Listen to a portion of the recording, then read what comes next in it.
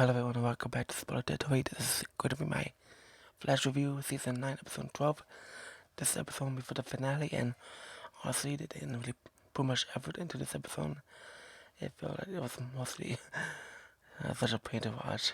Not much of Barry and Iris, which is who we really want to see for this episode and for most of the season. Anyways, we explore the character who is possessing Eddie and the crystal, which makes me feel bad for him until he doesn't want to listen to Barry, which I will get to in a bit. He causes his former work partner to go through a portal, which means because of predictability, we will see her again. Team Flash tries to see what the heck happened to Barry, which brought their team into the stressful situation for them to find him. And in 2049, we see that Nora Allen is also along for the ride in this episode. She's actually the leader of Team Flash in Star Labs, where they do missions and they have the Flash Museum of everything that's happened. It's weird it's operational at the same time, because it's like anyone go in and try something dangerous to happen. Eddie does walk into the museum and sees a video of the real Flash doing dangerous things, and on TV, which is kind of twisted, considering that that's the one video he needed to see of all the Flash villains and all the stuff that Flash has ever done. Eddie walks into that particular part of the area where he saw the TV playing about something that's related to him. Funny how that works. Him watching the TV makes him realize that the reason why he sacrificed himself was basically for nothing for him. He sacrificed himself to save Barry, so he can save the world from the reverse Flash. However, the reverse Flash still stands after he passes. So, well, not stands, but basically he's still alive throughout the series, and Eddie felt like his life was stolen from him in a way. 2049, Nora goes into Star Labs after a mission, and she's wearing a little Lucas and Cecile. They're not really wearing anything protective. They're not wearing anything to protect their identities or anything like that, which is really odd to see it at all these years of them in Star Labs. They don't think about that at all. And in 2023, we see that Chester built 34 Legua to a necklace to protect her identity, and the fact that it did broke, but Howard Chester did say he did repair it. So in a way, it showed he definitely had time to repair it. Right, like a year or so.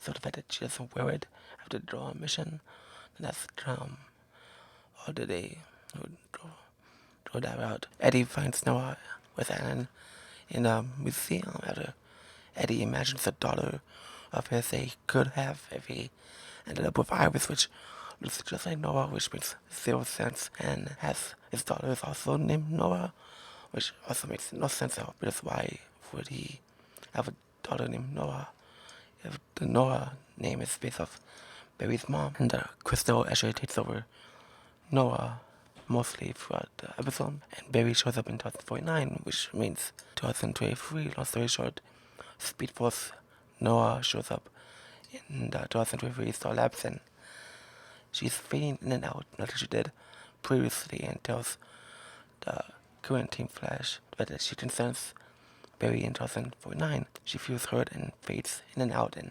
then disappears again. In 2049, we see the Barry and Nora talk for a little bit. They hug her out, but she attacks Barry with the negative tachyons, and Eddie sees it all go down, and then Barry just flashes Eddie, and they go to Joe's old house, which is technically his, which is technically Eddie's in this time period. In some way, in 2023, Chester discovers that Cecile can use her powers to talk to her future self. X-Men Days of Future Past style, thanks to her realizing she could use her powers in a similar way when Mark was possessed with the crystal in the previous episode. So she tries to, when reaching her 2049 self, she learns that from Chester and let go from that time period, She didn't really visit Joe and Jenna much. She visited them only 2 times, which makes her in 2023 easily walk away from the machine that was helping her through user powers to connect to her 2049 self, and she wasn't connected to anything. No wires, no hot motor, nothing. So why the pull lever was something that just made no sense at all. Khione tells Chester that he'll be the best person to talk to Cecile as she walks away from the lab, and there's this pep talk that I really want to skip over, so that's basically what I would do, other than Chester calls Cecile a virtue, which is something that stands out to her, and so then she tries again to connect to her future self at the end of days, future past self, except she doesn't have anything connect to her at all, and then she finds Barry, and which I would get to in a bit. Barry must sense Noah from miles away because of his speed force. Mostly he can hear Noah yells at basically threatening to destroy Citrus City because she wants Eddie, and Crystal is taking over herself. So then they fight, and Eddie goes to Iris's house in 2049, who leaves her keys somewhere that was easily accessible for Eddie to find open the door. And considering the fact that Eddie's never been there before, he tells her that he still wants the life of her, and she says no because she's happy with Barry and she loves him, and it's obvious that she does love him, loves Barry. They look at the photo with the worst Photoshop skills I've ever seen in the show's history. Eddie tells Iris that he'll destroy everything her and Barry love in such a cringy way. Barry gets a little bit defeated by Nora, and Cecile does this astral projecting voodoo towards Nora's body, freeing her from the crystal negative tech guns, and it disappears along with the crystal, and Barry wants to see if Nora's alright, and Cecile's wearing this outfit and her eye mask just so you can easily tell it's her, so no effort there on the wardrobe department. And she wants Barry to call her Virtue, so that's her alias, which is alright, whatever, who cares. Her outfit is so effortless and it's not even laughable. Back and easily to walk into Star Labs, Cecile talks to 2023 Barry and 2049 Nora about the Speed Force Nora and how her mind is from 2023, and Iris goes to the Star Labs, and then Barry and Iris talk to each other about Eddie and the time storm that's happening, that it's rupturing, and there's this thing about Barry is in, so basically if you're wondering where the 2049 Barry is, they mentioned that he's in space, and so throughout some of the Arrowverse shows after Supergirl ended, they also mentioned that she's in space, and John Jones is also in space, which is the Martian Manhunter, so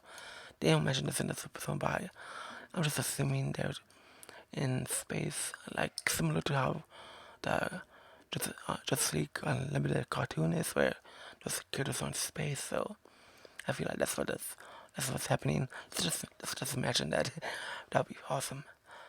Let's just pretend they're all doing superhero stuff up there with Batman. I don't know, that'd be fun. Barry wants to know from Iris in 2049 if they're all happy with her relationship with Barry, and she says yes, which is nice. Here's my bingo card for this episode. If you just want to take a look at it, Barry disappears again, and Eddie takes the crystal and opens a portal, and there goes an hour of my life that I'll never get back. Was News Fester, but so many people wanted to see a season 9 where Barry and Iris can do more fun things together, but instead we realize the biggest opposite day event of this the month where they have the side characters be the priority and the main characters on the sidelines doing not much at all, even though mostly those two actors probably got paid more than the side characters themselves. I don't know, let me know if I'm right on that one. If I'm wrong, it's fine, I don't know. Who cares at this point? The show's almost over. Yeah. it's me relieved that it's 13 episodes instead of 22 to 23, also because imagine how much filler the show would have done. I really want to love this show, I really do. It's just that there are times where the writing is so weird and just takes me out of it. But if you love it, that's awesome. I'm glad you're loving the show, and the show is entertaining me and it's enjoyable to watch for the most part. It's just the way the characters are written. Like, okay, what is this? Sometimes, Thank you so much for watching. See you next week. If you're brand new here, I also review Superman and Lewis, and I have a channel where I react to the Superman and Lewis shows, and also I've been reacting to the season of Flash on my second channel. I'll leave the details down below, and I'll also have the big called tweet down below as well. And please subscribe if you want to see me post new fun content. Have a wonderful weekend and take care and so on. Peace.